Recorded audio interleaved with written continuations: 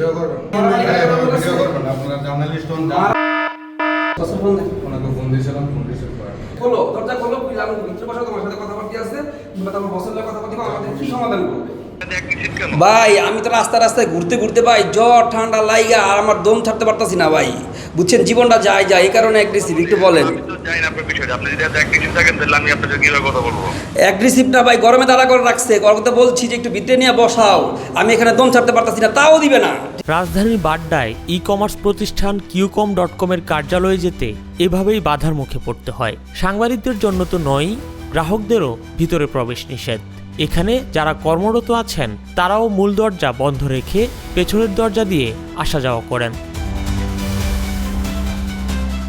E commerce প্রতিষ্ঠান কিউকম.com-এর প্রধান নির্বাহী কর্মকর্তা মোহাম্মদ রিপন মিয়া অনলাইনে চমকপ্রদ অফার দিয়ে গ্রাহকদের থেকে হাজার কোটি টাকা হাতিয়ে নিয়েছেন। পাওনা টাকা ফেরতের প্রতিশ্রুতি দিলেও তা রাখেননি বলে অভিযোগ করেছেন ভুক্তভোগী ব্যক্তিরা। আমরা 2019 থেকে 2021 সাল কিউকমের বিভিন্ন ক্যাম্পেইনের মাধ্যমে যারা বিভিন্ন অফার তারা দিয়েছিল আমরা এখানে সবাই অর্ডার করেছিলাম। তো কারো বিভিন্ন গেটওয়ের মাধ্যম দিয়ে অর্ডার, কারো ব্যাংক ডিপোজিটে অর্ডার করা আছে। তো আমার পার্সোনালি যে অর্ডারটা ছিল সেটা হচ্ছে আপনার কুইকার ক্যাম্পেইনের মাধ্যম দিয়ে। সেখানে তাদের বলা ছিল যে কেউ যদি ব্যাংক ডিপোজিটের মাধ্যম দিয়ে টাকা দেয় তাহলে 1 সপ্তাহের মধ্যে প্রোডাক্টটা ডেলিভারি করা হবে। সেটা আপনার ছিল 2021 সালে অগস্টে। তা আজকে হচ্ছে 2025 সাল চলতেছে, অগস্ট মাস। তো প্রায় 4 বছর হয়ে যাচ্ছে। তো এখন পর্যন্ত আমার কোনো প্রোডাক্টের কোনো খবর নেই, প্লাস আমার যে রিফান্ডের জন্য সেই রিফান্ডের কোনো খবর নেই। প্রতারণার ঘটনায় রিপন মিয়া ও তার সহযোগী তানভীর হাসানের বিরুদ্ধে দেশের বিভিন্ন জায়গায় শত মামলা হয়েছে বলে অভিযোগ ভুক্তভোগীদের।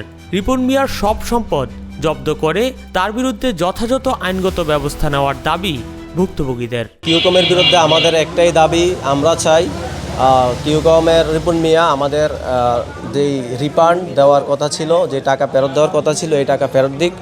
এবং রিপন দিব্যি ঘুরে বেড়াচ্ছে সারা ঢাকা শহর, আমাদের টাকা না দিয়ে। রিপনের নামে অলরেডি ওয়ারেন্ট আছে, শাস্তি আছে, তারপরেও পুলিশ তাকে ধরছে না। আমরা চাই তাকে আইনের আওতায় আনুক এবং আমাদের যে ন্যায্য দাবি তা ফেরত দিক। সরকার যখন গণবিজ্ঞপ্তি দিল যারা অনলাইন ই কমার্সে প্রতারিত হয়ে আছে তারা যেন ভোক্তা অধিকারে মামলা করে, তো আমরা ওই গণবিজ্ঞপ্তি যখনই আমরা প্রস্তুতি নিয়েছি আমরা মামলায় যাব, তখন কিউকমের কর্ণধার রিপন মিয়া আইসা লাইভে আইসা সবাইকে বলল যারা সরকারি ভুক্তভোগীতে মামলা করবেন তাদের ফয়সালা সরকার দিবে, আমি দিব না। আর যারা মামলা করবেন না তাদের রিফান্ড আমি খুব দ্রুত দিয়ে দেব। আমরা তার এই কথাকে বিশ্বাস করে আমরা অনেক গ্রাহক আছি যারা এখনও পর্যন্ত আমরা ভুক্তভোগী গ্রাহক যারা আছে টাকা পাইনি, পাশাপাশি আমরা ভোক্তা অধিকারও মামলা করিনি। তো ওর এই ছলনাময়ী কথা আমরা শুনে যাচ্ছি, এখনও পর্যন্ত আসলে কোনো সমাধান পাচ্ছি না। আমরা যেন আমাদের ন্যায্য দাবি আমরা ফিরে পাই। আর রিপন মিয়া যে শত মানুষকে কষ্ট দিয়েছে তার একটা উপযুক্ত শাস্তি আমরা দাবি করছি।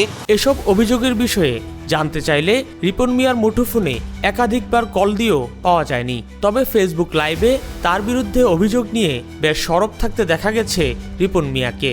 গ্রেপ্তারি পরোয়ানা থাকার পরেও কিউকমের কর্ণধার রিপন মিয়াকে কেন গ্রেপ্তার করা হচ্ছে না সে প্রশ্নের জবাবে বাড্ডা থানার ভারপ্রাপ্ত কর্মকর্তা জানান তাকে খুঁজে পাওয়া যাচ্ছে না, খুঁজে পেলে তাকে যেন জানানো হয়। শুধু এই বাড্ডা না, বাড্ডা, গুলশান, ঢাকা শহর, ঢাকার বাইরে যে তথ্য দিতে পারেন সেদিন আমি আপনাকে খুঁজতেছি। মিনহাস চৌধুরী, বাংলা নিউজ, ঢাকা।